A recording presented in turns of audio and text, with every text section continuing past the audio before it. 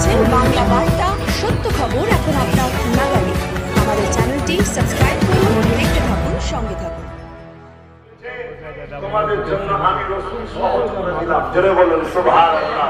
কি ক্ষমতা থাকলে হাতে রাখো, যদি ক্ষমতা হাতে না থাকে মুখে প্রতিবাদ করো, মুখে যদি না থাকে ক্ষমতা অন্তর থেকে ঘৃণা করো। আর লাস্টের অপশনটা কেমন?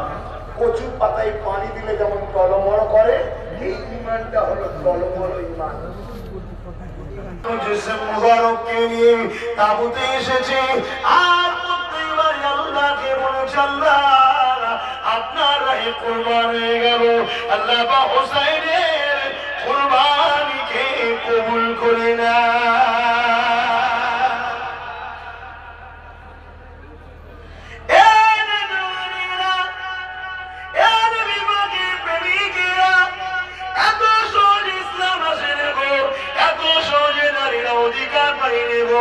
এত সহজে সমাজের অন্যায় মিটে যায় নেব, এই যুবক করে দেবে।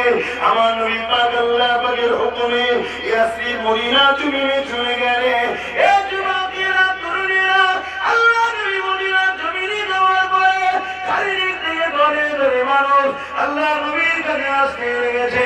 নবীকে নবী বলে, এক আল্লাহকে আল্লাহ বলে না দিয়ে নাই সত্যের দিকে চলে আসতে লেগেছে।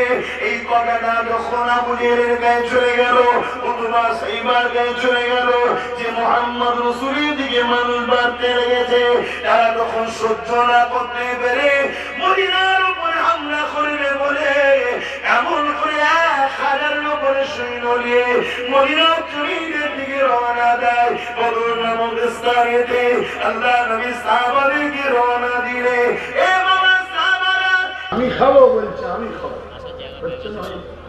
আর ওখানে জান দিতে চাইছে। কত পার্থক্য হয়ে গেছে আমরা।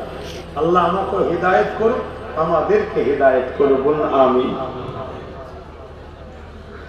আল্লাহ নবী সাহাবাদের বিচারটা নবী পাকের কাছে চলে আসলো।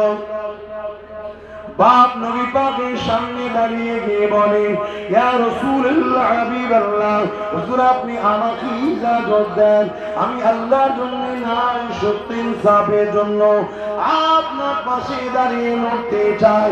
আর ছেলে বলে, ইয়া রাসূলুল্লাহ হাবিবাল্লাহ, হুজুর আপনি আমাকে ইজাজত দেন।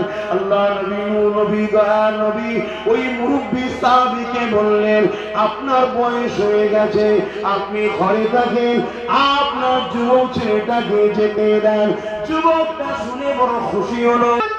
আজ আমরা ইসলামের উপকার না করতে পেরে ইসলামের ক্ষতি করে ফেলছি।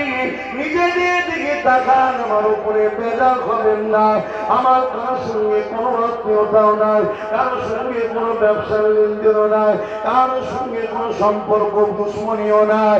শুধুমাত্র আল্লাহর দ্বীনের জন্য বলছি।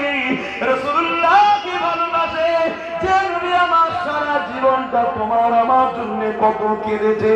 এমনকি যেদিন দুনিয়ার জিন্দেগি কাটিয়ে নবী আমার আখিরাতের দিকে রওনা দেবে, ওই ইন্তেকালের বিছানাতে নবী শুয়ে আছে, খাজুরের তলায় শুয়ে আছে। হযরত আজরাইল চলে আসলে আল্লাহ নবী সিনা মুবারকে হাত দিলে, যখন হাত দিলেন আল্লাহ নবী বলেছিলেন, ও হযরত আজরাইল আপনার কি মনে কোনো দয়া ময়া নাই? হযরত আজরাইল বলে, ইয়া রাসূলুল্লাহ হাবিবাল্লাহ, হুজুর আমার বিয়াদবি ক্ষমা করে দেন, লজ্জা করে আমার হাবিব একটু আরাম করে দেন। পুরা নবীর আরামের কথা সুবার কথা আল্লাহ ভাবছে, মুসলিম ভাবা এই রকম কিনা এই নবী আমরা নামাজ পেয়েছি, নামাজ কিনা ধরতে পেয়েছি কিনা চিনতে পারি। আমরা কোরআনের প্রেমী করেছি, কোরআন কিনার পক্ষে 80 বছর ধরে সংযুক্ত নামাজ 80 বার হজ করেছে, ধর্মীয় বছর 1 লক্ষ মাদ্রাসা করেছে, 1,000 মসজিদ করেছে, দান খায়রাত সব করেছে।